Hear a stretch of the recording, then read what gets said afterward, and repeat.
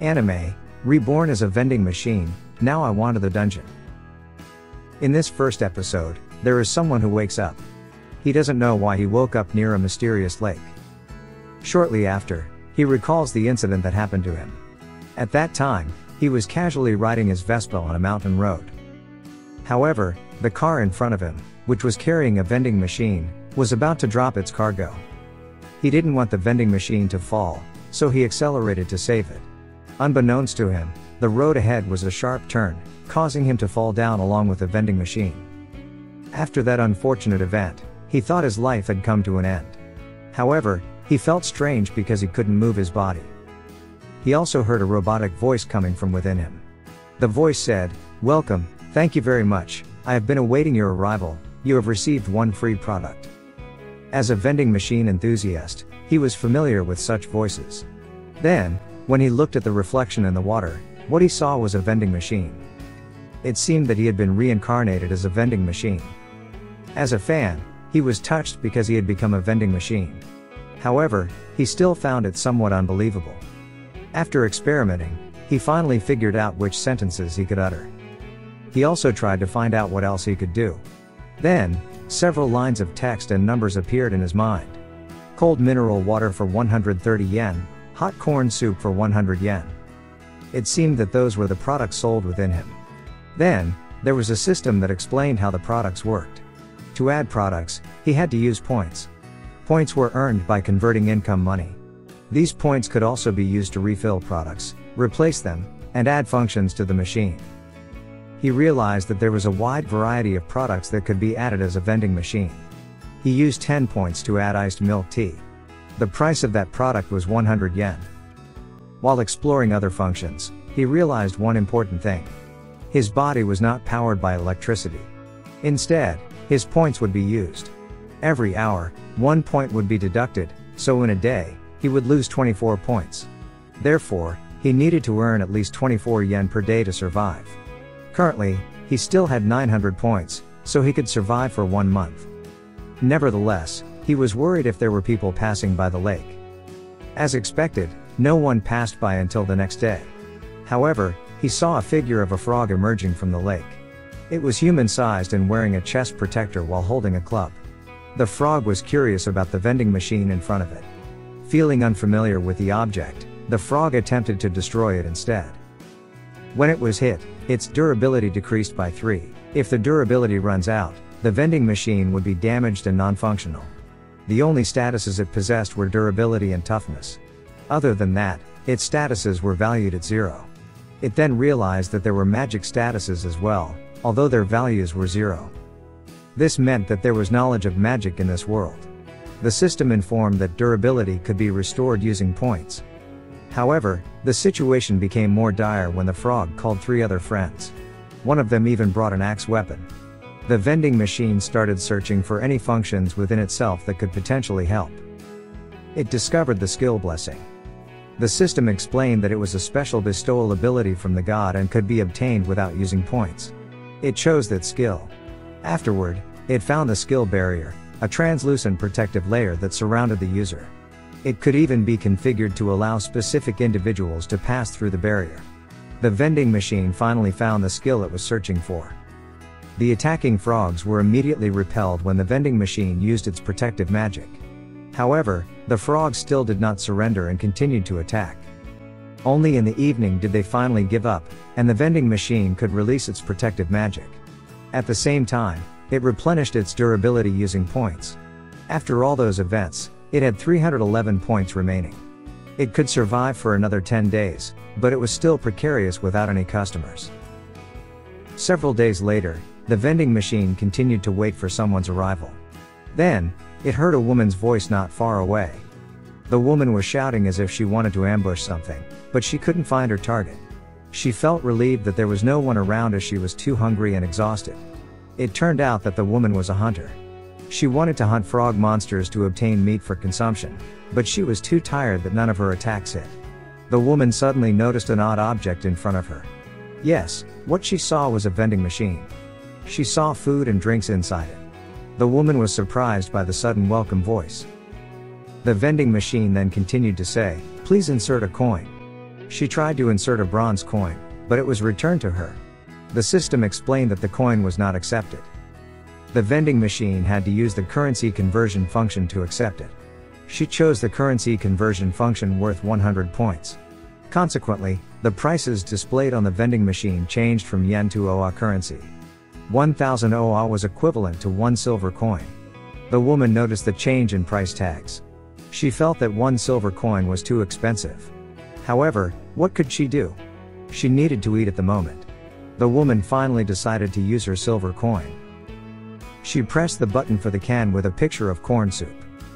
The woman was impressed because the can that came out was still warm. After the first sip, she immediately liked the taste of the corn soup. She even said it was tastier than the food at her usual restaurant. Unfortunately, she was still not satisfied with just one can. The woman bought another can, but this time she chose iced milk tea. It seemed she also liked the drink. Afterward, she bought 3 more cans of corn soup and a bottle of mineral water. Thanks to that, the vending machine received 6 silver coins and 30 bronze coins, which amounted to 6,300 OA. It gained 63 points for itself. After the woman was full, she became careless and fell asleep on the vending machine. The vending machine decided to protect her using its protective magic. It seemed that the trash from its vending machine products disappeared magically when they were consumed. One could say that the vending machine was an environmentally friendly machine. The next day, the woman woke up. She thanked the vending machine for providing food. When the vending machine thanked her back, the woman was surprised. She suspected that the vending machine could speak, but with limitations. She introduced herself as Lammies. She asked the vending machine to say welcome as yes and other words as no. The vending machine then said too bad as no. While wondering, Lammies was curious if the vending machine felt lonely here all alone. The vending machine answered yes. Lammies offered to accompany it and mentioned that she could introduce it to Hulami, a magic tool artisan. Suddenly, Lammies lifted the vending machine with her bare hands, even though it could weigh up to 500 kilograms. While walking and chatting, the vending machine was informed that Lammies possessed the blessing of strength. That's why she had such immense power. Shortly after, Lammies wanted to take a short rest. She also wanted to buy more corn soup. The vending machine felt sorry because the corn soup didn't make her feel very full. It decided to add potato chips as a product within itself. Lammies immediately tried the new product. She got hooked and kept buying it multiple times. As a result, the vending machine received 320 points, which it planned to use to reduce the price of mineral water. Lammies mentioned that they were almost at the entrance of this layer, where a village was located. Upon reaching the village, the vending machine learned that it was inside a dungeon. It was quite unexpected, especially since the sky could be clearly seen. While there, the 2 gatekeepers of the village were also curious about the object Lammies brought along. After explaining, they became interested in buying items. It turned out that they also liked the products available. They even asked Lammies to bring the vending machine there more often because the gatekeepers couldn't leave their positions. While heading to her lodging, Lammies noticed a little girl being harassed by thugs. Lammies could intimidate them with her immense strength, but for some reason, her attack still didn't land. Afterward, they finally arrived at Lammies' lodging. The innkeepers were very worried because the hunter group accompanying Lammies mentioned that they had left her alone. Lammies also explained about the vending machine she found at the lake. It turned out that Lammies just remembered she needed a lot of money to go to the surface and meet Hulami. She had to pay to use the teleportation circle. Munyami, one of the inn's attendants, offered Lammies a temporary part-time job there. Additionally, the vending machine could be placed in front of the inn to attract customers. True to her promise, Lammies brought the vending machine to the gatekeepers at night. They liked the products, but they started to get bored. The vending machine felt that it was perhaps time to add new products. The gatekeepers were surprised when their vending machine started to glow, and new products appeared inside it. The new product was Odin, priced at 3 silver coins. After trying it, they said that this product was their favorite so far. And as usual, they got addicted and kept buying it. In the final part of the episode, the girl whom Lammies had saved approached the vending machine. The girl wanted to greet it first, but she ended up running away because the vending machine greeted her first. For some reason, she threw a stone and made mocking gestures. As usual, Lammies would bring the vending machine to the gatekeeper's post. She even bought a wooden backpack to carry the vending machine on her back. And when Lammies picked it up, they exchanged stories about the events of the day, even though the vending machine's speech was very limited. That's why Lammies wanted to quickly earn a lot of money and bring the vending machine to Hulami. Unexpectedly, Lammies also gave a name to the vending machine, Boxo. This is the end of episode 1. Moving on to episode 2, Boxo encounters a bear in front of the inn. Lammies goes out to greet Boxo and also greets the bear. It turns out the bear is the chairman of the Hunter Association. The bear speaks to them, stating that there will soon be a mission to attack the frog monster's stronghold, and he wants Lammies and Boxo to join. Lammies is surprised because Boxo cannot fight. However, the chairman bear explains that he only wants Boxo to provide food and drinks during the journey and assures their safety. Boxo himself doesn't want the frog monsters to cause trouble in this city, so he agrees to join the mission. It has been 3 days since their journey to the frog monster's stronghold. According to the information from the chairman bear, the safety of the village is important, but the most crucial thing is for the village to maintain control over the teleportation circle. The teleportation circle is a magical device that allows someone to travel back and forth between dungeon layers and the surface. During the mating season, frog monsters can become very troublesome as they lay numerous eggs, resulting in the rapid growth of adult frogs. During the journey, someone mentioned that there were more frogs this year compared to previous years, as seen by the increased number of hunters participating. In the late afternoon, they set up tents to rest. A red-haired man approaches Lammies and Boxo. He appears to be one of their guards. The man approaches out of curiosity about Boxo. Lammies suggests that he try buying one of the products available. The man chooses to buy lemon tea. He is impressed because he has never seen packaging like that before. When he drinks it, he becomes even more impressed because it is warm. The man becomes curious about how to refill all these products. However, even Lammies herself doesn't know. All the products appear on their own without needing to be refilled. The man becomes more interested in Boxo and calls one of his companions, Philmina. Philmina refers to the man as Captain Cariel. It turns out that the eccentric bearded man is the leader of the guard group. According to Cariel, Philmina knows enough about magical tools and ancient treasures, so he asks if Philmina knows something about Boxo.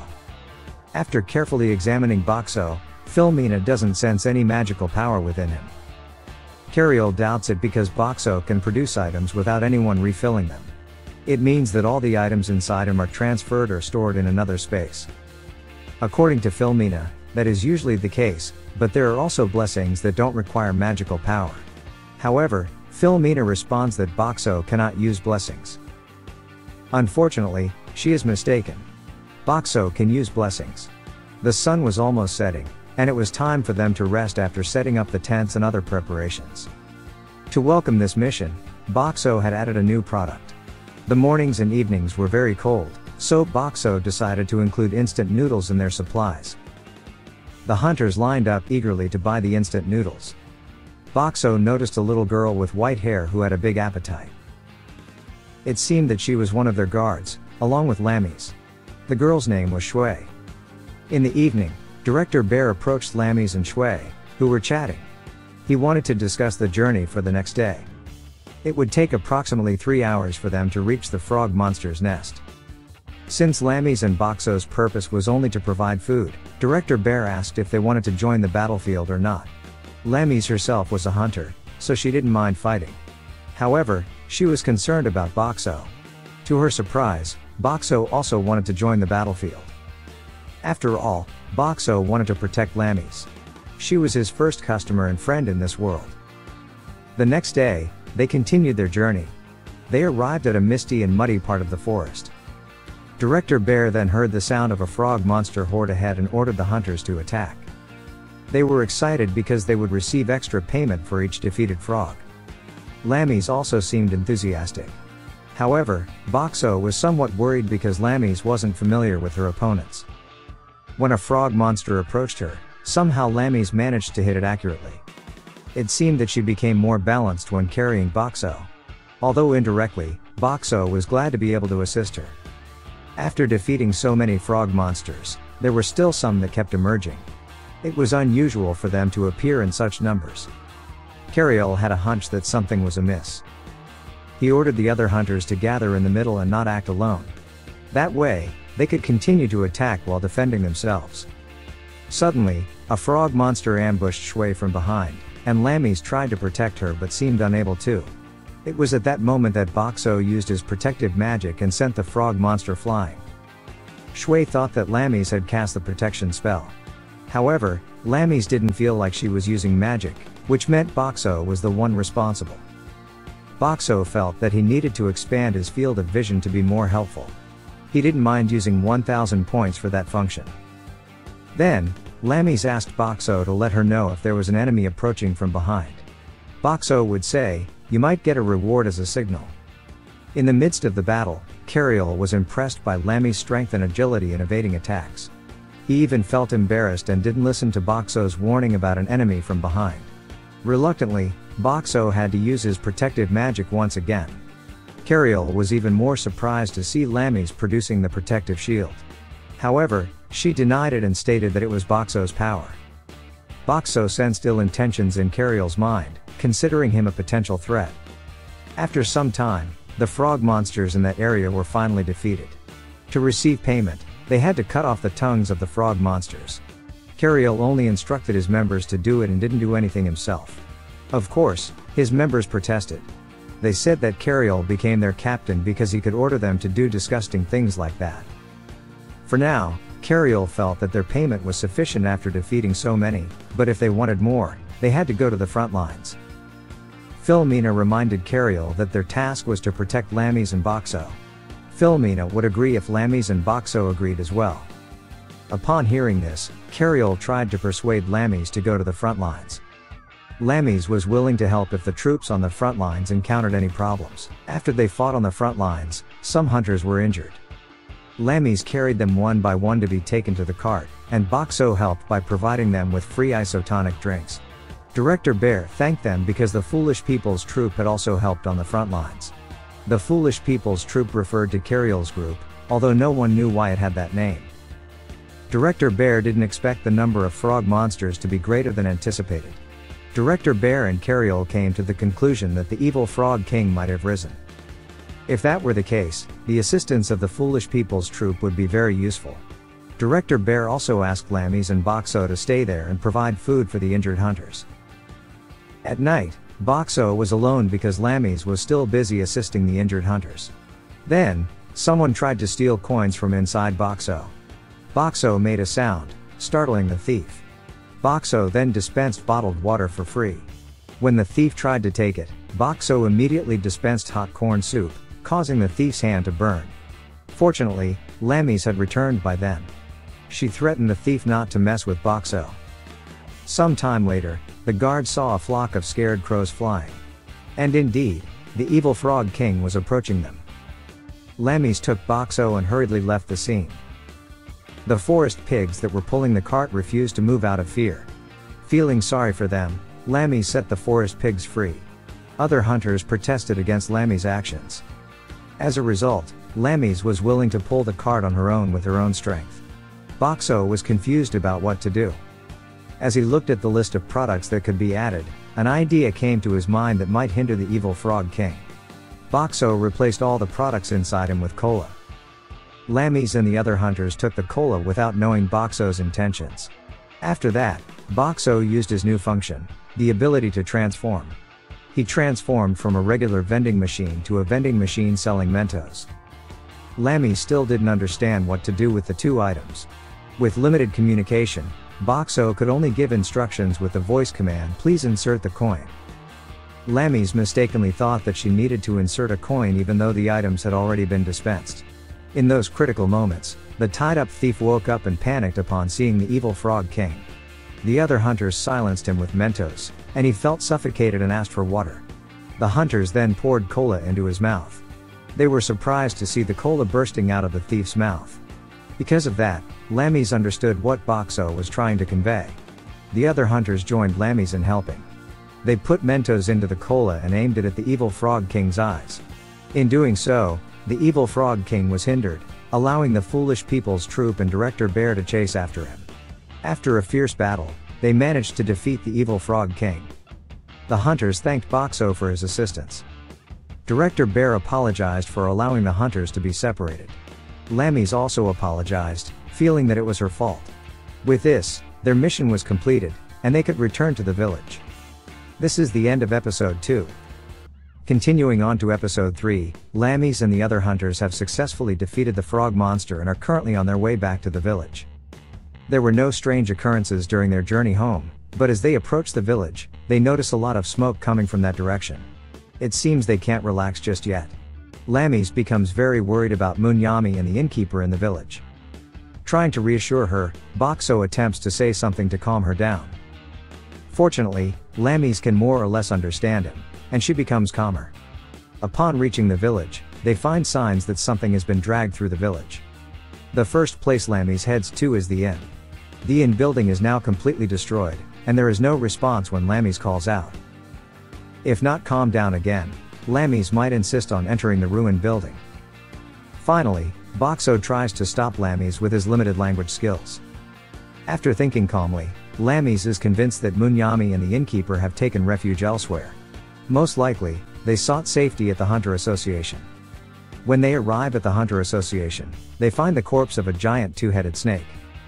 The snake was defeated using formidable weapons available in the village, which is not surprising since the village is built within a dungeon. Naturally, they would have such defenses. Lammy's approaches the guards, Karios, and Gorth, to inquire about Munyami and the innkeeper. Thankfully, they have sought refuge within the Hunter Association. Despite only having lived here for a few weeks, Boxo already feels attached to the villagers. He feels this way because he has experienced death. Therefore, today Boxo decides to treat all the villagers with his products. On that night, they all feast on the two-headed snake they defeated. Apparently, the snake is a natural enemy of the frog monster. Many newcomers also want to try Boxo's products while they are free. The most favorite products are alcohol, potato chips, and Odin. After that, a drunken Lammy's approaches Boxo. Although slightly incoherent, Lammy's expresses her joy at seeing everyone still alive. She is also happy to see many people gathered around Boxo. Lammy's feels that Boxo has become an important part of the village. Boxo is truly amazed to hear Lammy's thinking of him that way. Gradually, Lammy's falls asleep after saying all that. The next day, the villagers are busy renovating the destroyed buildings. Many hunters and carpenters are guarding the village. Boxo anticipated this, so he prepared suitable food products for them. Meanwhile, Lammy's is summoned by Director Bear. Boxo hopes that Director Bear will recognize him as a valuable hunter after yesterday's mission. However, when Lammy's returns and recounts her conversation with Director Bear, it turns out she was only asked to help clear the rubble from the buildings. Indeed, Lammy's formidable strength is well suited for that task. Even hunters from other dungeon levels who have just arrived in the village are amazed to see a girl with such power. Unfortunately, during her hunter missions, Lammy's often makes mistakes and is seen as a burden because of her strength. Afterward, Lammy's runs into Cariol. After some small talk, Cariol invites Lammy's to join their group. Not just her, but Boxo as well. However, Lammy's immediately declines without much thought. Other hunters from different levels wonder why Lammy's rejected the offer to join the Foolish People's crew. After all, the group is quite famous among hunters. Innocently, Lammy's answers that her current priority is to help renovate the village. Sometime later, Boxo encountered two unfamiliar faces. Coincidentally, Lammy's had just arrived to meet Boxo. The two strangers introduced themselves. The woman wearing glasses was Akawi, and the man behind her was Gokgai. They came as representatives of the exchange house. They had come here because they received reports that this dungeon level was running short of silver coins. Lammy's immediately candidly revealed that a lot of their silver coins had been spent on buying Boxo's products. Akawi made an offer to exchange Boxo's silver coins for the gold coins they brought. However, Boxo couldn't do it. Not because he refused, but because he didn't have the functionality for such an exchange. However, Lammy's had an idea, which was to buy Boxo's products with gold coins to get back silver coins as change. Lammy's idea worked, and Akawi got the silver coins she needed. From behind them, a hunter who wanted to steal from Boxo saw Akawi and Gokgai carrying a lot of coins. He seemed to be planning something malicious. After that, Akawi and Gokgai bid farewell, stating they would return in a few days. To attract more buyers, Boxo added a new feature, which was a digital lottery function. With each purchase, there would be a random number drawing. If all 3 digits of the number matched, the buyer would receive one product for free. Since adding this feature, Boxo's sales increased by 30%. One villager who became addicted to the lottery was an old man. His wife had to fetch him to stop his gambling habit. Not long after, Director Bear came to invite Lammies and Boxo to discuss something at the Hunter Association. First, Director Bear wanted to thank them for all their help during the previous mission. Then, he wanted to discuss something with Boxo that Lammies shouldn't hear. Looking slightly confused, Lammies waited for them to finish talking on the lower floor. According to Director Bear, there is a high possibility of migration to this village. However, population growth always brings problems. Director Bear's current concern was about hygiene issues. As a bear species, he stated that they only mate during mating season. However, it is different for humans, who do it almost any time. As a result, diseases often spread and hinder development efforts. After hearing Director Bear's concerns, Boxo understood why Lammies was asked to leave the room. Then, Director Bear called his assistant, Shirley, who would be responsible for handling this issue. The initial idea was to tighten regulations regarding hygiene, but he realized that it would create other problems. Boxo already knew the solution to this problem. He changed his form and provided condom products to them. At first, they didn't understand what the object was for, but fortunately, there was a picture inside the package explaining its use. Shirley became convinced that it could prevent diseases. She decided to buy a large quantity and distribute them to the people in entertainment places. One afternoon, Sworry, the girl whom Lammies had saved before, approached Boxo again. Sworry had always been mischievous, but Boxo let it slide.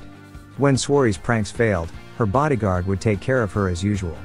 Shortly after, Sworry returned with a gloomy face, mumbling that her father didn't come home today despite promising to do so.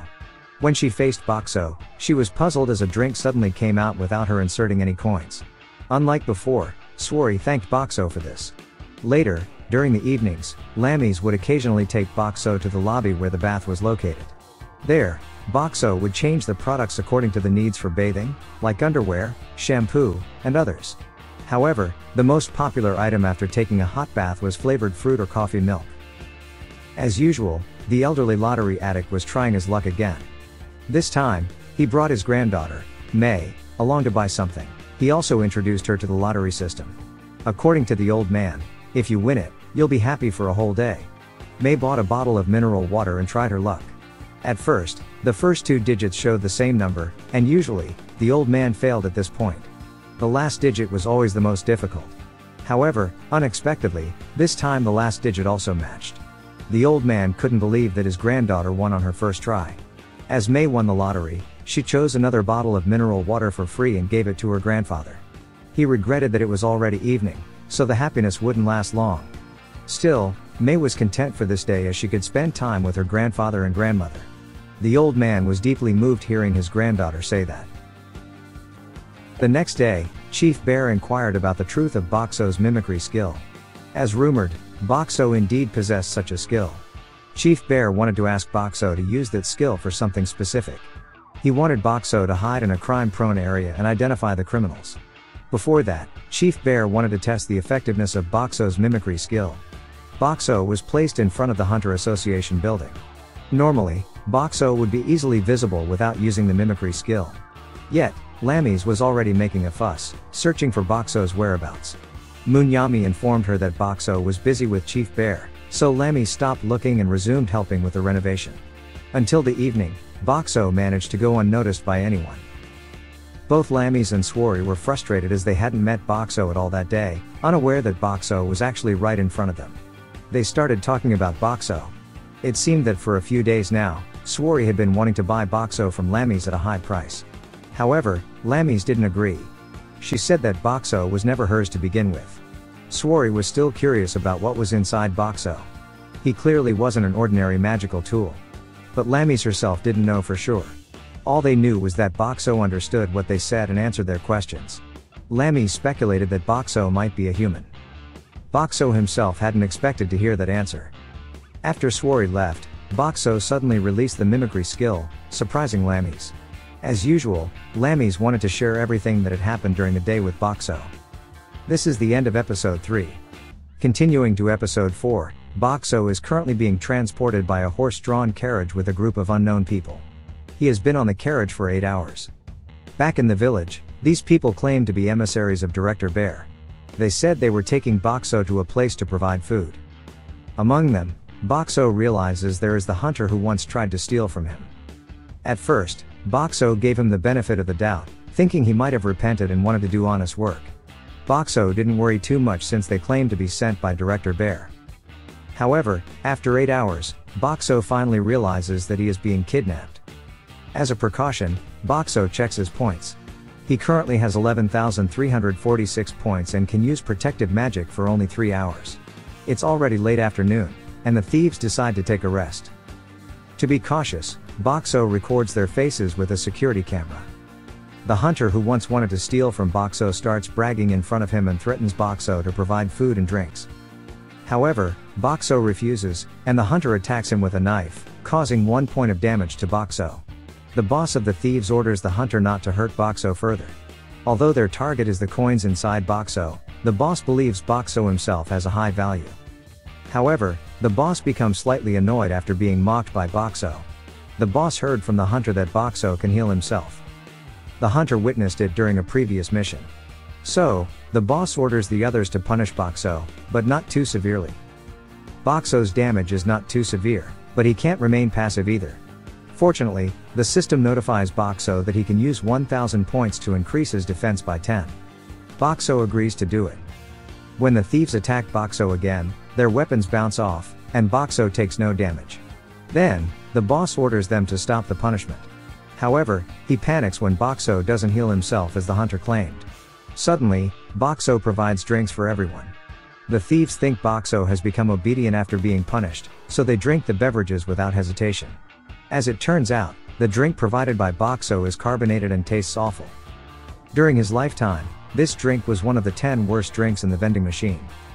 The thieves finally reach their destination at night. They arrive at a base in the middle of the forest. The boss instructs the others to bring Bakso to someone they have held captive. When the thieves bring Bakso into the same room as the captive becomes angry at the thieves' disrespectful behavior. Strangely, the thieves are afraid and immediately leave after handing over the documentation about Bakso. It turns out that the captive is a woman. After reading the documentation, she asks if Bakso truly has self-awareness. Bakso is unsure whether to answer honestly or not. The captive apologizes for not introducing herself earlier. Her name is Hulumi, a renowned magical device mechanic. Bakso feels like he has heard the name before. It seems the thieves are holding Hulumi hostage to study Bakso. Upon recollection, Hulumi is the person Lammy's wanted to meet.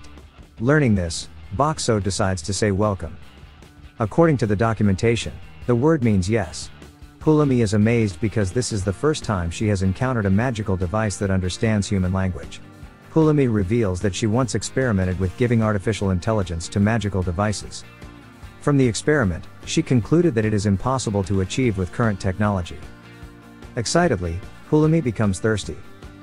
Bakso takes this opportunity to demonstrate his ability.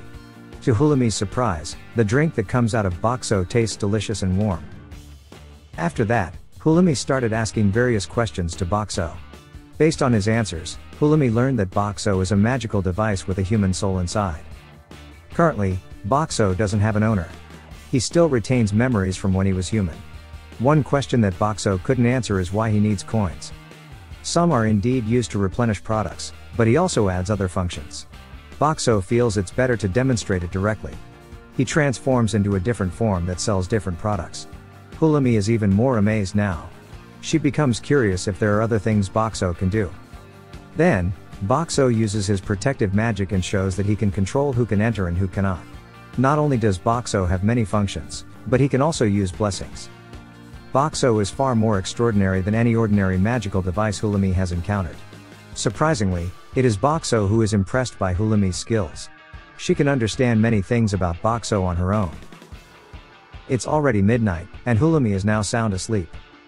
However, Bakso is still worried if the people in the village are aware that he has disappeared. Suddenly, the thieves come into the room to punish the sleeping Hulumi. Bakso has no other choice but to stop them. He transforms himself into a vending machine selling adult magazines. The thieves are immediately captivated by it, especially since Bakso offers them the magazines for free. One by one, they leave the room with various excuses to go to their own chambers. As the dawn rises, the thieves bring food for Hulumi. However, the food they provide is inedible bread. Hulumi hasn't eaten anything yet, fearing they might have tampered with her food. This is where Bakso shines once again. He changes his products into red bean buns. Unlike the bread given by the thieves, the red bean buns are much tastier and softer. Not stopping there, Bakso also provides instant noodles, oden, burgers, and various other dishes. Finally, Hulumi can feel satisfied after so long. After that, the boss of the thieves comes to the room and asks about Hulumi's progress in studying Bakso. He gives Hulumi another 2 days to study Bakso and extract all his money. So, Hulumi has no choice but to continue her research. Bakso notices that Hulumi's hair is messy due to her constant focus on her work. Unfortunately, there is no shower here. Therefore, Bakso comes up with an idea and provides warm water and a bottle of shampoo. With a limited basin and towel, at least now Hulumi can clean herself up. Currently, their time limit is only until tomorrow morning. Bakso thinks of attracting the thieves' attention so that Hulumi can escape. However, somehow Hulumi already has a hunch that Bakso wants to sacrifice himself. Hulumi strongly disagrees with the plan, especially since there are many monsters on this level. Hulumi herself wouldn't be able to survive without combat abilities. Their last option is to endure and wait for an opportunity to escape together. Hulumi appears resigned and says that she is not afraid to die. After that, she decides to go to sleep since it's already nighttime. While the night is calm, suddenly there's a loud explosion sound near the thieves' hideout. Bakso immediately senses that they are under attack. He needs to wake Hulumi up right away. After waking up, Hulumi quickly understands the situation. This could be their chance to escape. Among the sounds of the attack outside, Bakso hears Lamiz's voice searching for him. Hulumi also recognizes that it's Lamiz's voice. Hulumi asks if Bakso knows Lamiz, and Bakso confirms it. Hulumi becomes relieved knowing that the attackers are Bakso's comrades. She decides to wait inside the room so as not to hinder them. The problem is, the room they occupy could collapse at any moment. Bakso can protect Hulumi with his protective magic. However, the room above them is the thieves' storage for stolen gold, as well as explosive materials. As expected, one of the explosives detonates, causing the room to collapse faster. Bakso manages to protect Hulumi, but now they are surrounded by rocks and debris. Hulumi suddenly asks if Bakso needs money to continue using his protective magic. When Bakso answers yes, Hulumi shows a bag of gold hidden among the rocks above. Bakso adjusts his protection so that the bag of gold can fit inside. After that, Bakso raises the prices of his products, and Hulumi buys everything with the gold. With that, Bakso is confident he can use his magic for 3 days. However, what Bakso didn't realize is that this room doesn't have many openings for air to enter. After just a few minutes, Hulumi starts to have a headache due to lack of oxygen. It's only then that Bakso realizes he has a function to become an oxygen providing vending machine. Oxygen vending machines appeared in Japan around 1965 when air pollution became a serious problem. Then, Bakso hears Lamiz's voice again, becoming more persistent and searching for him. Bakso keeps making noises to make Lamiz notice him. After Lamiz finds Bakso, the other hunters help to get them out. Lamiz keeps crying and apologizing for not keeping an eye on Bakso. Apparently, Cariol is the one who took the mission to attack the bandit hideout. Even though there was no reward for the mission, Cariol still took it. Filmina is certain that Cariol wants Bakso to owe him. Cariol says that their group has a specific goal to achieve, and he will use any means to accomplish it. Bakso is an essential part of realizing that goal. Because Lamiz is too focused on Bakso, she doesn't notice that Hulumi is also there. Many things happen, but they are grateful to have come out safely. This is the end of episode 4.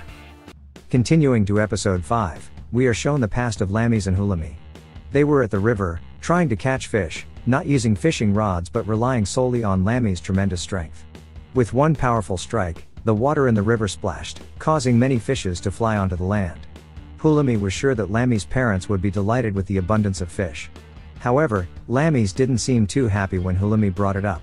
His strength was so great that he often broke things in the house, leading his parents to laugh while feeling embarrassed. As they walked along the river, they came across a large box that Lamiz found familiar. This big and kind box was something that had saved his life. But it turned out, all of that was just Lamiz's dream. He was currently sound asleep next to Bakso. Since Bakso was kidnapped, Lamiz had been tirelessly searching for him without getting any rest. Hulumi felt that maybe this incident reminded him of a past event. Bakso had no idea about it at all. Hulumi then started to tell the story. In the past, their village was destroyed by a monster attack. Lamis and Hulumi were among the survivors of that attack, both losing their parents. From a young age, Lamis possessed formidable power, but he was too afraid to use it. Hence, he still regretted it to this day. Hulumi could hardly believe that the once awkward child Lamis had become a hunter. Boxo only now learned that Lamis carried such a past. Consequently, Boxo decided to always help Lamis whenever he faced trouble. The next day, Hulumi said she would stay in the village for a while. As Lamis was leaving, Hulumi noticed two men in suits approaching. After some recollection, Boxo realized that these two men were Swari's guards. The two men pleaded with Hulumi and Boxo. Soon, Swari would come here to ask for something, and they wanted them to be ready to receive him. When the two men got the information that Swari was close, they quickly excused themselves and left. Then they also requested not to tell Swari about this meeting. Shortly after, Swari finally arrived at Hulumi's tent. As his guards had said, Swari came to ask for help. Before agreeing, Hulumi wanted to know why Swari needed their assistance. Swari explained that soon the families of renowned merchants would gather. For that reason, a party showcasing their magical and mechanical devices would be held. The one organizing the party was a girl of his age named Kanashi, who came from a rival family. Just imagining her annoyed face made Swari visibly angry. After hearing his explanation, Hulumi became interested in helping him. Boxo didn't seem to mind either. Several days later, the party was finally held. Boxo tried to find the girl who Swari despised the most. He spotted a small girl with long white hair conversing with some adult men. And indeed, Swari approached the girl to greet her. In their conversation, they seemed to be taunting each other. Their remarks were rather harsh for a child's standards. Kanashi examined the magical and mechanical devices prepared by Swari. Swari was confident that Kanashi's magical devices couldn't compare to his own. However, Kanashi appeared unfazed. Sometime later, an MC announced that the magical device performance was about to begin. The first mechanic to perform brought a magical device that could transform into a long-range weapon. However, the object he presented looked like an ordinary wooden stick. Then, the mechanic attached a spear blade to the stick. He could detach it and replace it with another weapon. The mechanic seemed proud of his creation, but the audience was far from impressed. Even Hulumi fell asleep. The performances of the other mechanics were equally unremarkable. None of them managed to capture Hulumi's attention. Until it was Kanashi's mechanic's turn. The mechanic went up on stage with a device covered in bandages. Hulumi was curious about what magical device they were going to present. The mechanic unveiled the device, revealing a magical device that looked like a robot. He had created this magical device using parts from certain monsters. He explained that his creation was a magical device with its own intelligence, something that was the dream of mechanics. He demonstrated it by commanding the magical device to move and bow. Hulumi had discussed this topic with Boxo before. The technology to give intelligence to magical devices hadn't been developed yet. However, it could be achieved by inserting a human soul into the device.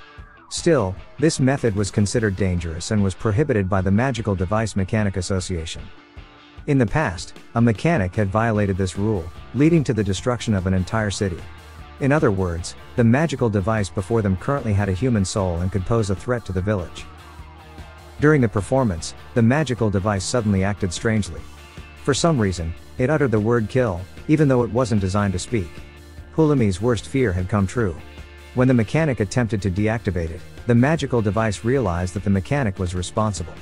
This confirmed Hulumi's suspicion that the mechanic forcibly inserted a human soul into the device.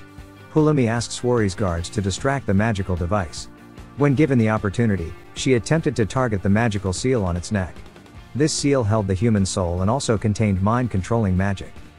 After some time, Hulumi succeeded in her attempt. She felt sorrow for the human soul trapped within the magical device. Hulumi hoped the soul could finally rest peacefully.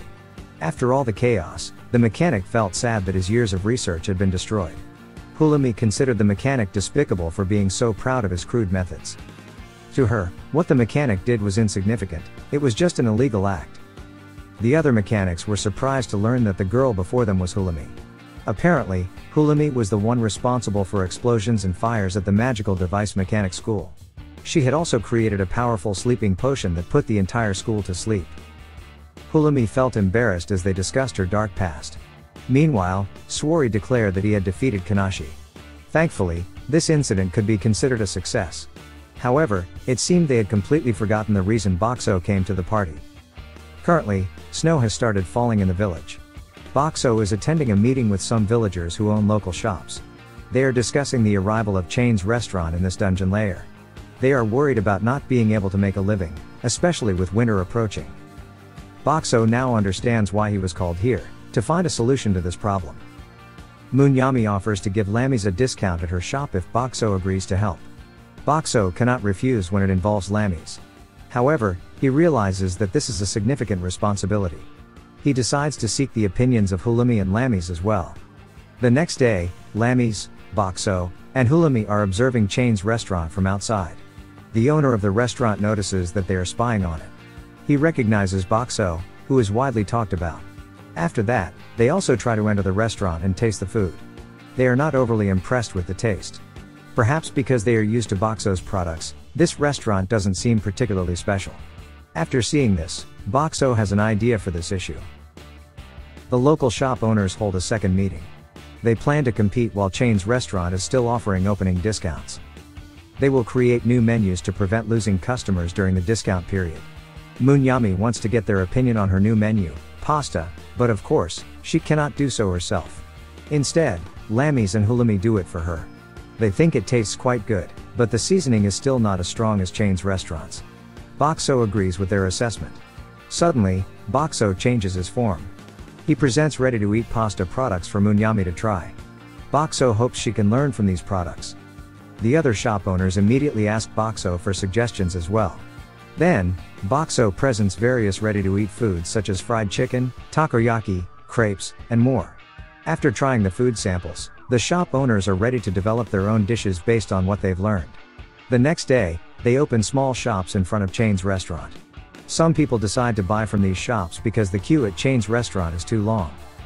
The number of customers increases when they hear that the food in these shops is better than in Chain's restaurants. The owner of Chain's restaurant comes outside and panics because many customers are leaving. Seeing Bakso, he is convinced that this must be his doing. A month later, Chain's restaurant has completely left this dungeon lair due to unstable sales. However, Bakso is a bit suspicious because they gave up so easily. Suddenly, Cariol approaches Lammy's and Bakso. He invites them both on an expedition after winter ends. Bakso immediately refuses. But, Cariol mentions that he once took a mission without pay to find Bakso. Bakso remembers that the kidnappers were easily dealt with, thanks to the Foolish People's Brigade. Cariol gives them time to think about it before winter ends. That night, they discuss Cariol's offer with Hulumi. Lammy's actually wants to fight to become stronger. Hulumi suspects it's her plan for revenge. Seeing this, Bakso wants to ease some of the pain Lammy's carries. He transforms into a vending machine that sells flowers. The flower he gives to Lammy's is a carnation, which symbolizes gratitude in the language of flowers.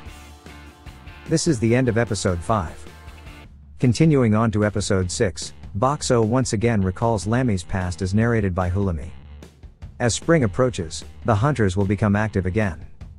Bakso is determined to protect Lammy's from now on. Following that, a girl approaches Bakso with a sigh. Upon hearing Kario's voice, for some reason, the girl hides behind Bakso. As usual, Karios and Gorth want to buy food from Bakso during their night watch. The next day, the girl from yesterday leaves Munyami's shop after buying the ingredients she desired. Coincidentally, she crosses paths with Karios and Gorth. She says that Karios wants to visit her shop after this. With shyness, the girl replies that she also intends to go there. She also compliments the red scarf worn by Karios. Then, Karios mentions that he indeed likes the color red. Both of them become awkward once again, not knowing what to say. Later, Gorth suggests that Karios brings the girl's items for her. Bakso seems pleased to see them both happy. During the night, the girl is lost in thought. She feels happy because today she wore clothes in Karios' favorite color. However, she can only watch as Karios leaves. Upon hearing this, Bakso decides to help her. He transforms into a vegetable vending machine. The girl doesn't know what to do with the vegetables. Then, Bakso transforms into an egg vending machine. Not stopping there, Bakso also gives her konnyaku, fish cake, and a bottle of broth. The girl is still confused about what to do with these items. Finally, Bakso produces a packaged odon. The girl understands Bakso's intention. She needs to cook all these ingredients together, similar to making oden. If she makes this dish, she believes she can capture Karyo's attention. The next day during the night watch, Karyos brags in front of Gorth and Bakso about the delicious meal the girl made for him. Now, spring has arrived. Lamis and Hulumi visit Bakso because they want cold soda. Lamis informs them that they will go with the Foolish People Brigade tomorrow. They plan to search for demon crocodiles. In the past, they managed to defeat demon toads and two-headed snakes, so they want to assess the current population of demon crocodiles. Before exterminating them, they want to investigate. After all, there was the appearance of a demon toad king and giant two-headed snakes before. It seems that there's an unusual phenomenon occurring at this dungeon level. The next day, the Foolish People Brigade is ready to leave while waiting for Lamis and Bakso. They bring a cart pulled by a forest pig as their vehicle. However, Lamis wants to walk as a form of training. Suddenly, Hulumi gets on the cart, taking Lamis' position. She mentions that she's quite skilled in ecological observations, so it's okay for her to join.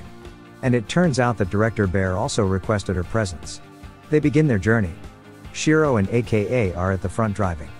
Philmina, Shui, and Hulumi are inside the cart. Meanwhile, Cariol is lying on top of the cart. In the middle of the journey, Cariol senses something that will attack. Shui quickly shoots an arrow. They're facing demon toads now. While lying down, Cariol casually throws a knife that immediately lodges in the demon toad's head. Lamis wants to help too but isn't sure how to attack. Bakso then takes out a glass soda bottle. After understanding Bakso's intent, Lamis throws the bottle, but unfortunately, her throw misses the target by far. After that, they decided to take a break. The Foolish People Brigade was grateful to get delicious food during the expedition. Thanks to Bakso, they didn't need to worry about running out of food. They also didn't have to capture monsters to eat. After the meal, Hulumi wanted to go do something. Bakso had a hunch that Hulumi needed to use the restroom. Therefore, he transformed himself so that there was a portable toilet facility next to him. The setup included a small tent, a perforated folding chair, and a plastic bag inserted into the chair's hole. This way, no one could see when someone was using the restroom. The plastic bag could also be closed to prevent any unpleasant odors. Suddenly, Cariol came boasting about how he had invited Bakso. However, all of this comfort was due to Bakso's actions. Cariol didn't do anything. After enough rest, they resumed their journey. Cariol mentioned that they needed to be cautious as they had entered demon crocodile territory. Philmina asked Cariol to come down to discuss the next steps. They stopped for a while, and AKA and Shiro were asked to observe the surrounding area. As the day was turning into evening, AKA and Shiro finally returned. They reported that about 2 hours to the northeast, there was a small swamp with approximately 30 demon crocodiles. Cariol asked Hulumi about the average number of demon crocodiles in a group. Hulumi answered that it's usually at least 10 and at most 50. So, 30 individuals were considered a moderate number. Then, Hulumi inquired about the average height of the demon crocodiles that AKA and Shiro saw. They answered that they were about the height of an adult person. That height is smaller than usual. It seems like they're lacking food. However, demon crocodiles are the fiercest monsters among demon toads and two-headed snakes. But it appears they're scared because the demon toad king and giant two-headed snakes appeared. Cariol chose to disregard the demon crocodiles that AKA and Shiro saw, especially since it was just a small group. However, Philmina reminded them that demon crocodiles are carnivorous monsters. If they're hungry, they might attack humans. After being convinced by Philmina, Cariol finally decided to defeat the demon crocodiles that AKA and Shiro saw. Cariol mentioned that their group usually attacks during the night. Upon hearing this, Hulumi immediately advised against it. Demon crocodiles are creatures active at night. Well, what else could they do? They would rest for today and attack when morning comes. The night has fallen, and the Foolish People Brigade is already asleep. Only Lamis, Hulumi, and Bakso remain awake. Hulumi emphasizes that she won't be able to do anything once the battle begins. She also reminds Lamis not to push herself too hard. Even so, Bakso will definitely protect her if anything happens. Hulumi hopes to help as well. Suddenly, Bakso transforms into an ice vending machine. Hulumi senses that Bakso wants them to use it to hunt the demon crocodiles. Hulumi confirms if Bakso can produce a large amount of ice. When Bakso confirms it, Hulumi believes this will be a good plan. The next morning, Boxo immediately pours the ice into the river. After observation, AKA and Shiro report that the crocodiles have come onto the land due to the cold. Cariol asks if Philomena can use her mist magic to obscure the demon crocodile's vision. Unfortunately, it's too difficult to cover the entire river with mist. Suddenly, Boxo transforms himself again. Instead of regular ice, he uses dry ice this time. As Boxo pours it into the river, the dry ice will create a thick fog as well. If combined with Philomena's magic, they can cover the entire river area. Cariol feels proud to have brought Boxo along. However, Philomena asserts that Boxo is more useful than her. When they are ready to attack, Cariol sulks and refuses to give orders. Meanwhile, because Boxo needs to continuously produce dry ice, he has to stay here with Hulumi. When the others had left, Hulumi informed Boxo that she had indeed received a mission from Director Bear. However, she was actually asked to find out what was happening in this dungeon level, Clearflow. She then explained that each level has a ruler. Typically, these rulers only appear every few years, even once a decade. It seems that Director Bear believes that all these events are influenced by the ruler. Hulumi then remembered that there was a rumor that defeating the ruler would grant an extraordinary treasure. Just as they were discussing this, they suddenly heard a loud crash not far from there. The Foolish People Brigade seemed to be fleeing from something. Meanwhile, Lammy's was unconscious inside the cart. And true enough, what was chasing them was the ruler, the eight-legged crocodile. As the ruler moved, it even caused cracks between the dungeon levels. Cariol instructed Hulumi to get into the cart. However, Hulumi didn't want to leave Boxo alone. Then, Boxo used his protective magic to push Hulumi. Cariol managed to catch her and get her into the cart, but Boxo was left behind. Cariol promised to come back. Boxo transformed into a massive vending machine, increasing his durability to 200 and raising his defense to 50. Nevertheless, he still took 1000 damage when attacked by the ruler. Boxo would take damage if he received an attack stronger than his protection. He then transformed to throw packaged chicken products. The ruler was enticed to eat the fried chicken. Boxo released so much chicken around him that the ruler ended up eating Boxo too. Now, Boxo is inside the ruler's stomach. He's surrounded by stomach acid, causing him to take minor damage continuously. Fortunately, Boxo had a plan. He released detergent directly into the stomach acid. It seemed to have an impact, but only caused the ruler some stomachache. Boxo then came up with another idea. He transformed into an automatic gas vending machine. After releasing the gas, he transformed into a vending machine with a food warming mode. He imagined having towels and newspapers inside him. If these two items were heated for long enough, they would create fire.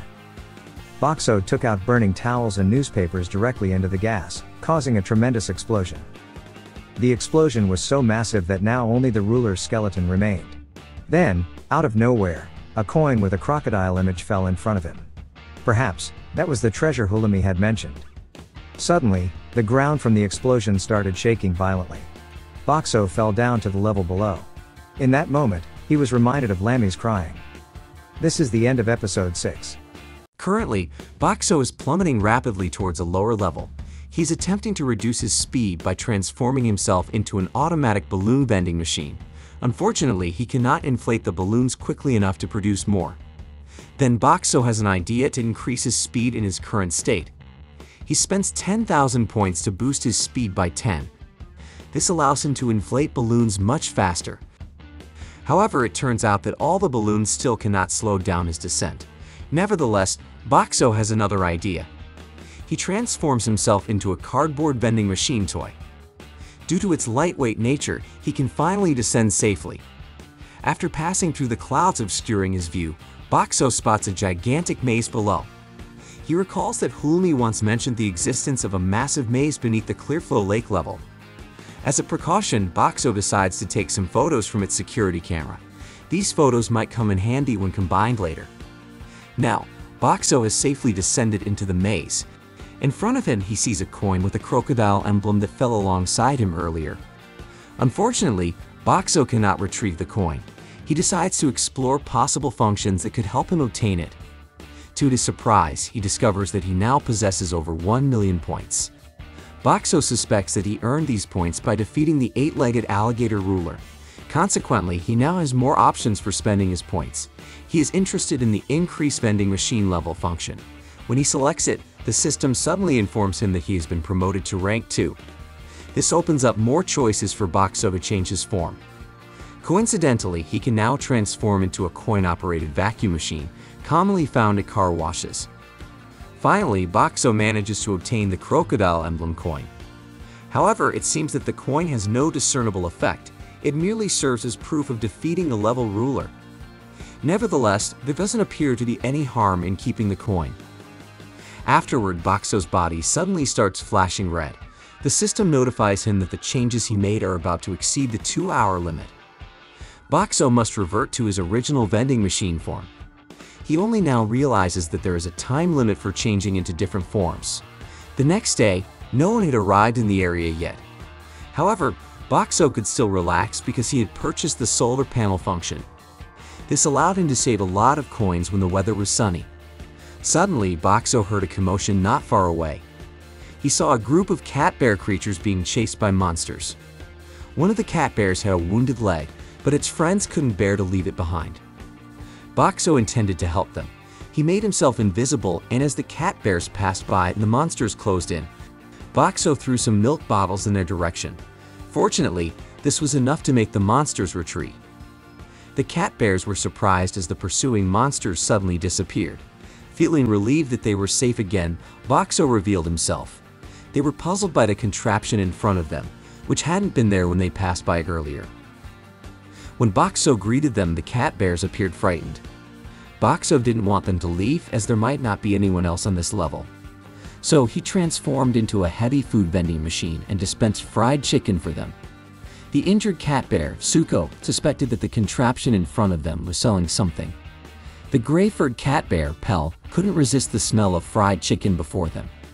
The same went for Short, the black-colored cat bear. Even though Mike Kenny had warned them that the fried chicken might be bait to trap them, upon hearing their conversation, Bakso now knew the names of the 4 cat bears. Suddenly, Pell couldn't restrain himself and immediately devoured his fried chicken. Seeing this, Suko and Short also wanted to eat. They tried to insert coins to buy the available food. Pell even wanted to add more because it was so delicious. Maiken was still suspicious, but couldn't deny that he was hungry. He claimed he wanted to try it too just to make sure the food wasn't poisonous. After taking just one bite, Maiken became addicted to Bakso's food. While they were eating, Bakso learned a few things from their conversation. The 4 cat bear creatures were hunters, and their group was known as the Greedy Devils. They mentioned that their expenses were always high, which is why they came to this level hoping to strike it rich. After seeing how much they ate, Bakso understood why their expenses were so high. Once they were full, the cat bears discussed their next plan. Maiken suggested going back to the entrance, and Pell agreed, being afraid of this level. However, they hadn't found any treasure yet, so they would be returning empty-handed. Maiken disagreed, pointing out that they had found a treasure: the magical food vending contraption in front of them. Suddenly, Bakso uttered a too-bad remark that startled the cat bears.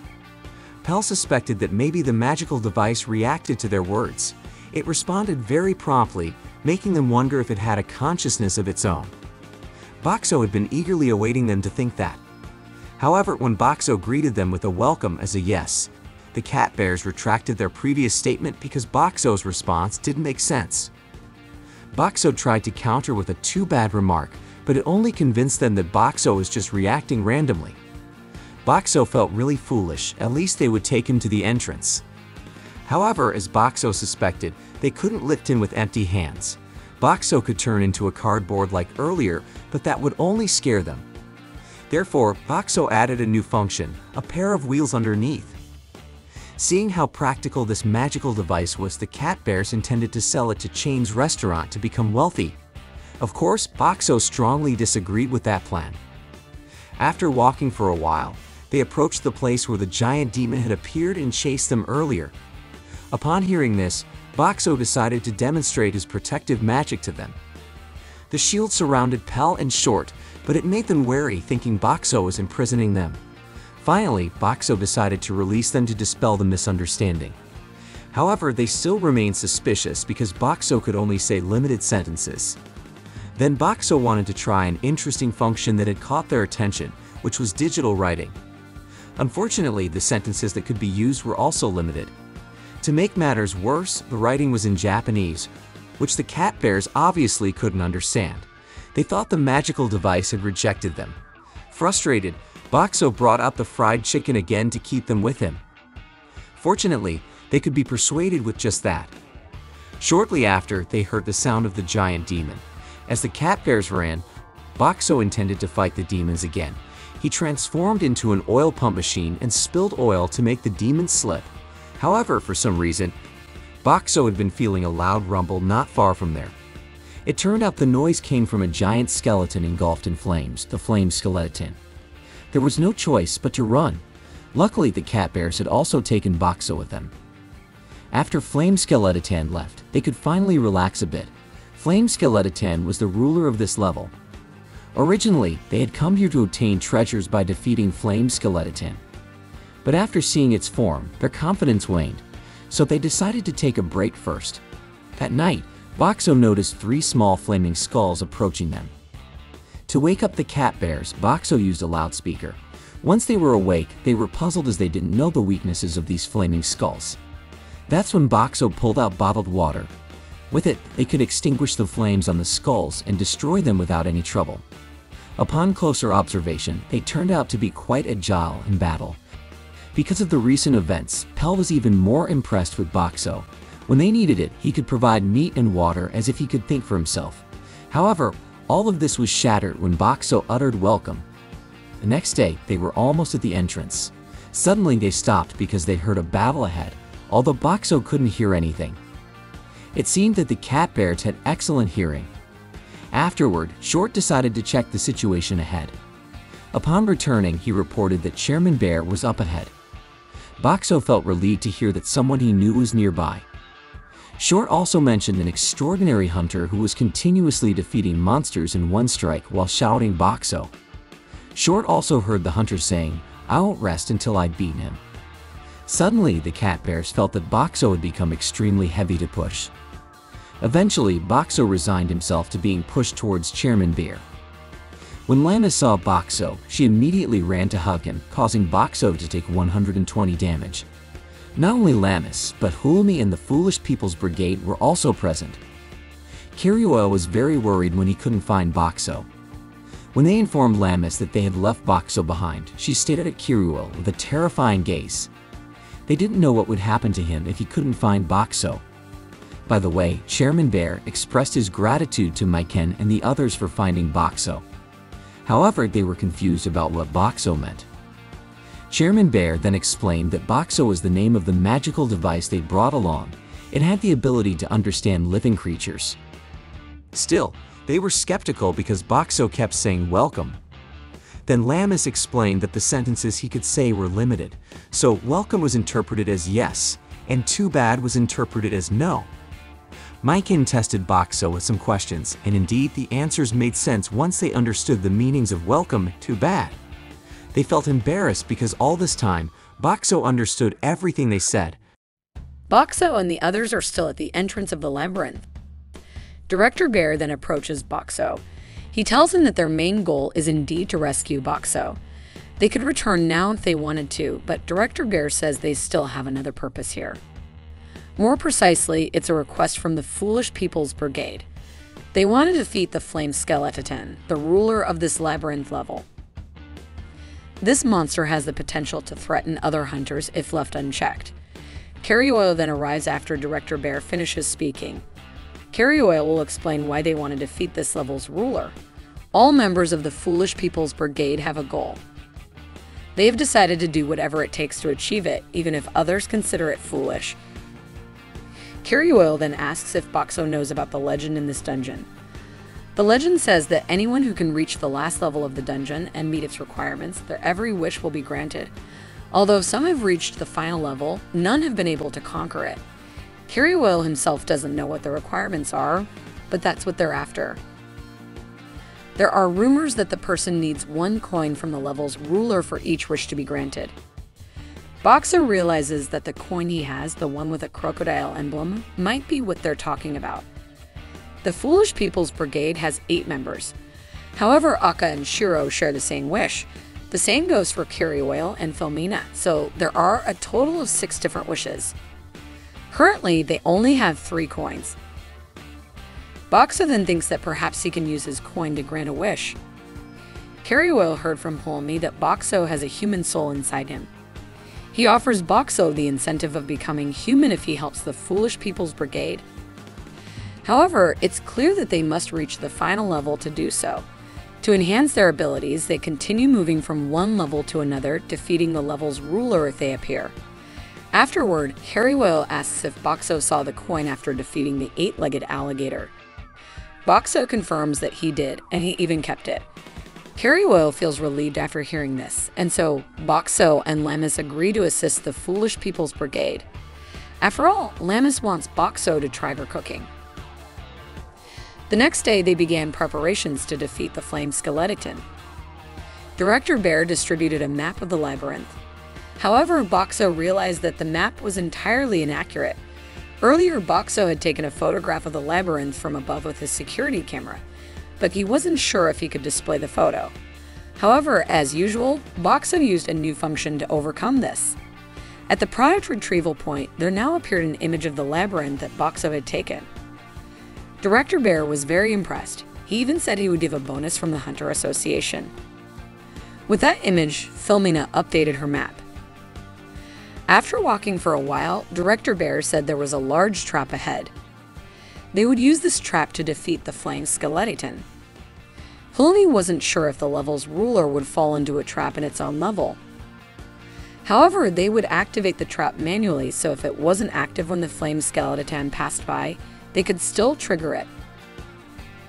Upon arriving at the trap's location, Director Bear instructed the others to lean against the wall. He then pressed the wall in a way that activated the trap. Afterward, the floor in the middle opened wide, revealing a deep hole.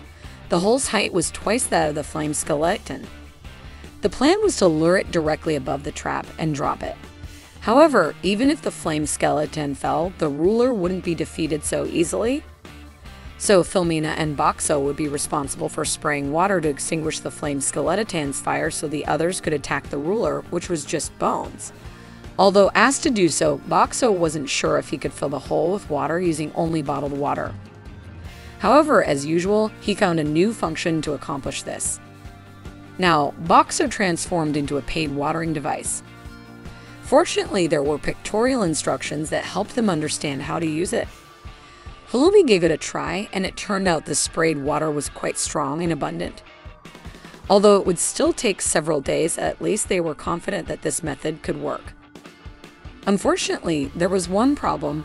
Boxo could only transform into another form for a maximum of 2 hours a day. It's been 2 days since then. Every day for 1 hour, Boxo transforms into a watering machine and directs water into the hole. Outside of that time, Boxo pours as much bottled water as possible into the hole. Once the bottle is emptied, Boxo automatically removes it, leaving only the water. Sometimes monsters appear in front of them. However, they are no match for a group of this level. When a small fire skull appears, Lammas carries Boxo and then Shui sprays water on the skull. Currently, Maiken descends into the hole to see how much water has accumulated. Down there, Maiken feels the air is very cold, and it turns out that the water they pour is absorbed by the soil, so not much water accumulates. After finding this out, Carryoil and Director Bear are forced to look for another plan. However, Boxo has a better idea upon hearing Maiken's words. He transforms into an ice vending machine. Because Boxo has increased his speed status, he can dispense ice much faster. Even so, Boxo is still not sure if all of this can defeat the Flame Skeleton. When night falls, Lammas approaches Boxo and asks if he's thinking about something. Boxo is surprised that Lammas can tell. Lammas says that Boxo's light blinks when he's thinking about something. Then Lammas asks a crucial question. She wants to know if Boxo wants to become human again. Normally, Boxo would answer yes. However, sometimes Boxo thinks about something else. If he's no longer a vending machine, can he still be useful? Currently, Boxo feels very useful to Lammas and the others. If he is considered useless, maybe others will prefer him to remain just a vending machine. Boxo is afraid of that possibility. That's why he still doesn't want to use his telepathy function. After thinking all of this, Boxo answers Lamis with a welcome and a unfortunately, which means not sure.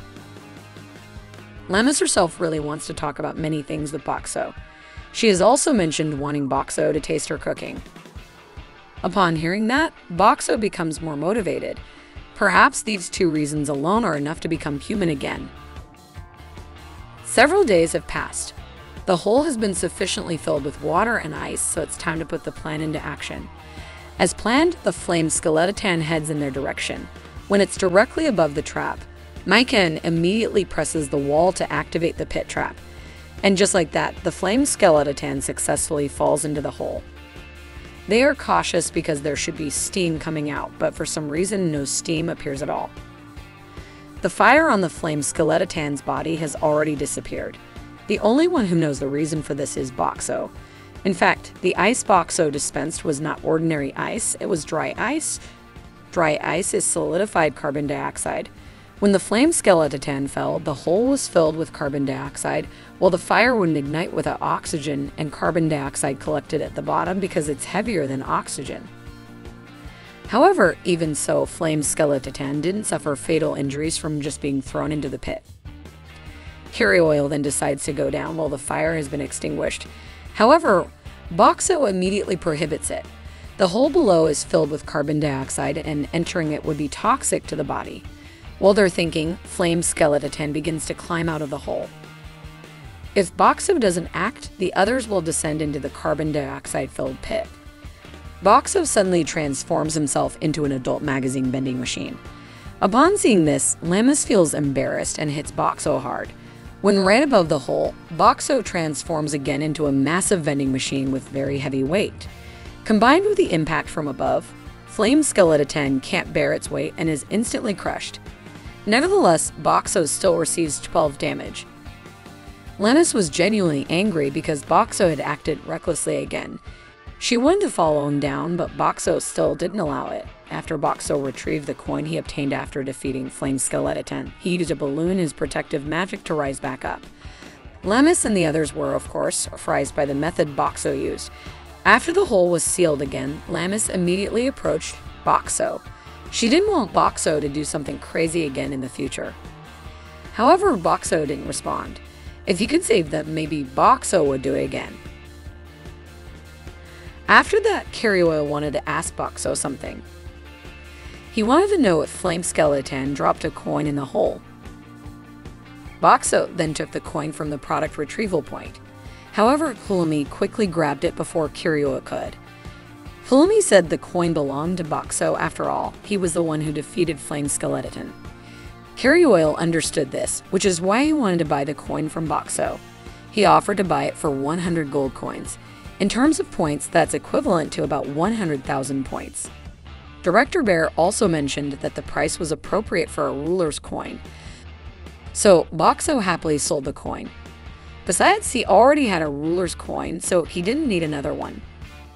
Carry Oil said he would pay for it another day. Their mission was now complete, and they could return to the Clearflow level. This labyrinth level only had a sky view and high walls. Boxo decided he wouldn't come to this level again. After defeating the Flame Skeleton, they managed to safely exit the labyrinth within 2 days. They were nearing a settlement that had few buildings and appeared quite desolate. This was to be expected, as regular people rarely ventured to this level. Consequently, there were only facilities available for use by the hunters. Lamis was curious about how they protected themselves from monsters when there were no walls or defenses around their settlement. Filmina explained that outside the labyrinth, there was only barren land, and even the monsters couldn't survive there. The bear chairman added that there were still many places within the dungeon that defied their understanding, like the consecutive awakenings of level rulers, which he suspected to be a bad omen. Shortly after that, they arrived at the Labyrinth Level Hunter Association. As the bear chairman entered, he noticed 2 receptionists relaxing. He then addressed the receptionist who was reading a magazine, Kesha. So engrossed in her reading, Kesha had just realized that someone had arrived. She called the bear chairman by his real name, Bommy. It was the first time Boxo had heard his real name, which he found cute, but he decided to continue being addressed as the bear chairman. After their long journey, they finally found a suitable place to rest. This was the first time Boxo had slept since falling into the labyrinth level. The next day, the Foolish People squad teleported to another level. Lammis, Boxo, Hulami, and the bear cats were asked by the bear chairman to stay and observe the surroundings of the massive labyrinth. While they were still at the Hunter Association, a handsome and elegantly armored hunter entered. He went to the reception desk and introduced himself as Michelle. He had just arrived on this level and was looking for a complete map of the labyrinth. Lammis and Hulami were captivated by Michelle's appearance, and not only them, even the receptionists were so dazzled that they momentarily forgot to respond to Michelle. Once they snapped out of it, they asked Michelle to wait for 3 days as they would update the map they had. According to Lammis, Michelle looked like a brave hero from a fairy tale. However, Hulami explained that such stories had been romanticized to the point of being unrealistic. In reality, famous hunters were usually muscular men or middle-aged men. Nevertheless, Lammis had heard of a famous hunter called the owner of 100 blessings and divine power, who was said to be a very beautiful woman. Hulami had also heard about it. According to documents and stories, she was indeed described as beautiful and kind. This meant that Michelle might be a chosen individual, just like that beautiful hunter. If she was strong enough to navigate the labyrinth level alone, then her power must be extraordinary. On the night when the others were already asleep, Michelle appeared to leave the inn with a gloomy expression. He said he came here because he heard that this level wasn't too crowded. Boxo was also curious why his expression was different from earlier in the day. Michelle suddenly shouted. He felt extremely nervous and didn't understand why people kept staring at him, which made him frightened. Boxo thought this might be his true personality. Suddenly, Michelle shouted again, saying he didn't like talking to other people. Seeing this, Boxo wanted to help him. He remembered that cocoa could help relax the nerves. Boxo then made a welcome sound to get his attention. Boxo had transformed all his products into cocoa drinks. And indeed, Michelle felt calmer after drinking it. He was impressed by the useful magical item. Plus, he didn't feel nervous because he wasn't currently facing humans directly. Michelle decided to conduct negotiations the next day. Boxo was worried when he heard this, fearing that Michelle might want to buy himself from Lammis. The next day, Lammis informed them that Michelle wanted to accompany them on their missions. It turned out that this was what the negotiations were about. During the journey, Lammis asked Michelle why he wanted to join them when he originally wanted to enter the labyrinth. Michelle only replied with a forced yes. Hulami didn't mind, especially since they were being accompanied by a more experienced hunter. Michelle responded in the same manner. Maiken felt honored to work with a hunter known as the Lone Black Lightning. Once again, Michelle responded in the same manner. Afterward, Lammis asked how long it would take to navigate this massive labyrinth. Based on the map Boxo had obtained, Hulami estimated it would take approximately 3 weeks. When Hulami tried to ask Michelle the same question, he responded in the same manner as before. Hulami felt a bit puzzled, and suddenly, Michelle ran to the back, claiming it was for safety reasons. At night, Boxo and Michelle were still awake. Michelle still felt very nervous. He was traveling with 2 beautiful women and a cute group of bear cats. To appear normal, he could only respond as he had before. Before the others went to sleep, they said it was fine if Boxo stayed awake. However, Michelle was still unsure if the magical item had a mind of its own. Then suddenly, Boxo made a sound as if responding to Michelle's doubts. After that, Michelle bought cocoa drinks again, just like before.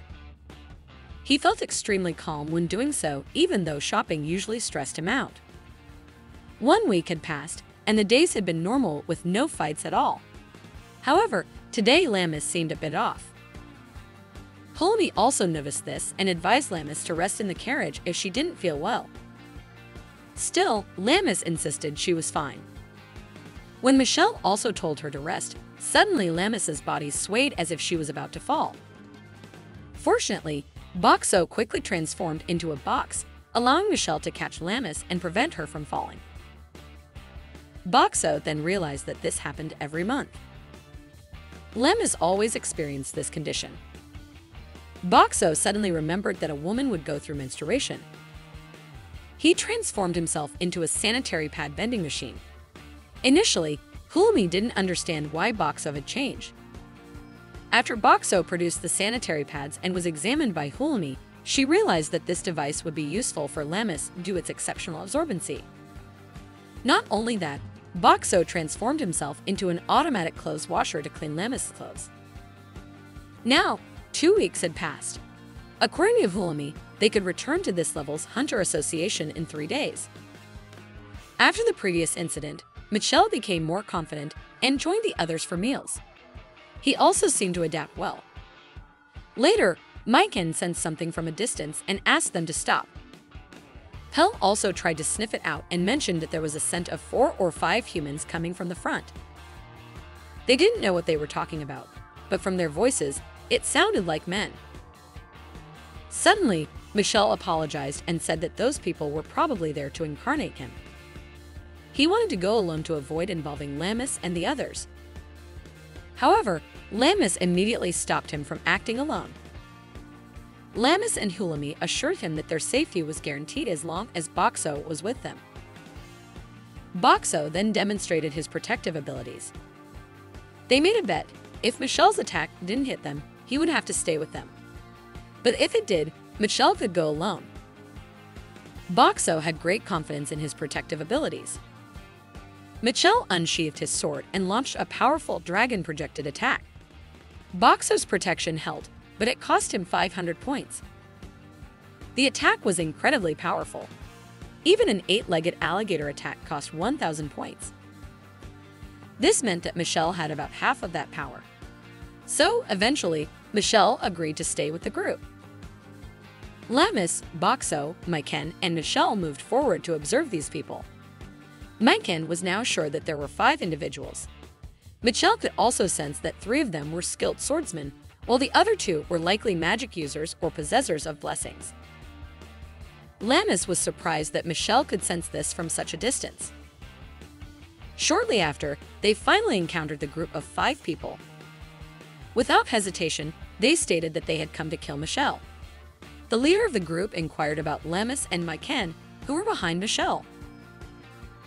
Michel explained that they were not his companions, so there was no need to harm them. Lamis and Maiken were touched by his words and determined to assist Michel to the best of their abilities. Ultimately, a battle became inevitable. 2 of them went after Lamis and Maiken, but luckily, Boxo was there to protect them. Lamis attacked them using Boxo, who transformed into a water sprayer. Boxo also added a feature that made their eyes burn like soap for cars. This allowed them to capture the 2 individuals using ropes.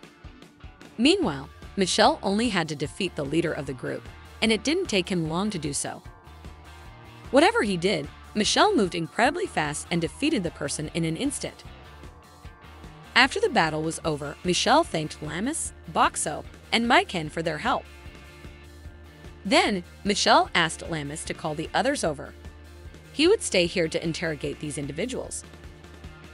When the others arrived, Michel apologized again for involving them, feeling guilty.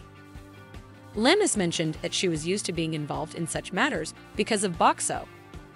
Boxo also felt guilty hearing this. Michel couldn't explain in detail why his life was targeted, but it was clear that it would be more dangerous for him to continue traveling with Lamis and the others. Therefore, Michel decided to go to another level. Before leaving, he suggested that Michel should consider joining the Fool's Brigade. Coincidentally, Carrioil had mentioned that he was looking for strong people, regardless of their background. Michel said he would try to contact them later. After that, he bid them farewell and left. Once he was far enough from the others, he felt nervous because the Fool's Brigade was filled with people he didn't know. He didn't feel capable of facing them.